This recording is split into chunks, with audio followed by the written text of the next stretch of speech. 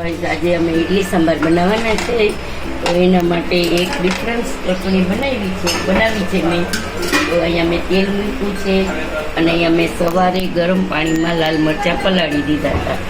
અને અહીંયા જુઓ એક ટમેટું અને એક ડુંગળી સુધારેલી છે, એ આપણે વઘારવાના છે. તો એના માટે આ ઇડલીની ગ્રીન બીજી ચટણી તો મેં બનાવી છે અને ઇડલીનો વિડીયો આપણે મૂકી દીધો છે, તો તમે લિંકમાં જઈને જોઈ શકો છો. પણ આ ડિફરન્સ ચટણી છે ને એટલે આપણે વિડીયો બનાવીએ છીએ. તો જો એક વાટકી આપણે નાની વાટકી દાળિયાની દાળ જે આવે છે ને એ મેં મારી પાસે એ અવેલેબલ હતી એટલે મેં લીધી છે. અને દાળ ન હોય દાળિયાની તો તમે ચણાની દાળ એ પણ લઈ શકો છો. તો આપણે અહીંયા છે ને તેલ મૂકી દીધું છે. તો જે તેલ આવી ગયું છે આપણું, તો આમાં હિંગ નાખી દીધું. ખાસ તેલ થઈ ગયું એટલે ગેસ બંધ કરી દીધો હતો.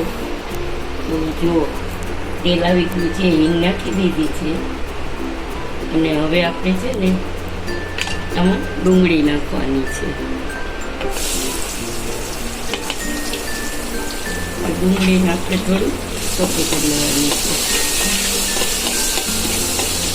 ગેસ ખાસો જ રાખવાનો છે. એક ડુંગળી ને એક ટમેટું લીધું છે. જો જાજા માણસથી કરવી હોય તો તમે જાડું લઈ શકો છો. અને આપણે જે આ મરચાં પલાળેલું પાણી છે ને એ આપણે જરૂર પડશે ને તો આપણે ચટણીમાં ઉમેરી દઈશું. એટલે મેં જવા નથી દીધું, રાખી દીધું છે.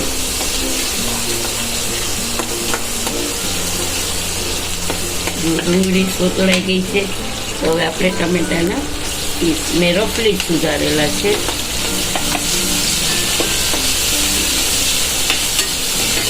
એટલે આપણે એમાં થોડું છે ને જલ્દી ચડી જાય ને એના માટે આપણે નિમક સ્વાદ અનુસાર નિમક નાખી દઈશું.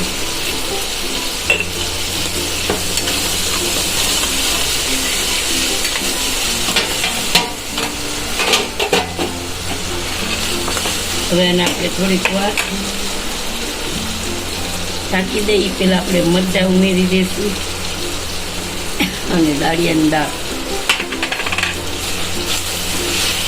બધું તેલમાં એકદમ સરસ રીતે કોતળી લેવાનું છે. પહેલાં આપણે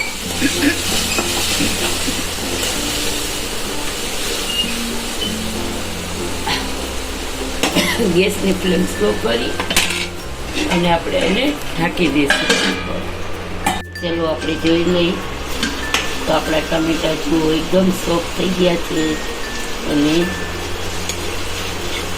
એકદમ સરસ ચડી ગયા છે. તો હવે આપણે ગેસની ફ્લેમ ઓફ કરી દઈશું અને આને ઠંડુ થવા રાખી દઈશું.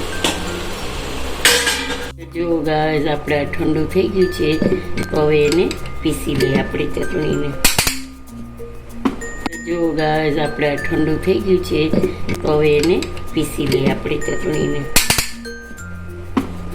તો જો ગાઈઝ આપણે હવે પીસી લીધું છે ચટણી. તો જો પીસી લીધી છે, હવે એને તડકો એક આપી દઈશું આપણે.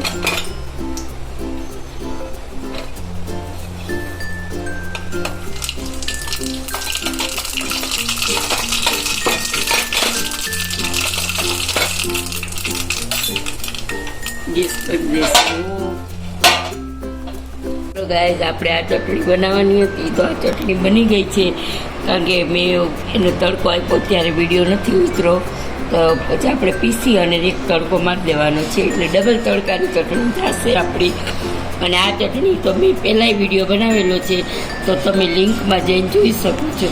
તો આજનો આ વિડીયો તમને કેવો લાગ્યો તે જરૂરથી જણાવજો. સબસ્ક્રાઈબ કરજો, લાઈક કરજો, શેર કરજો અને આપણા ફ્રેન્ડ સર્કલમાં કમેન્ટ કરજો અને બેલ બટન પ્રેસ કરજો. જય શ્રી કૃષ્ણ.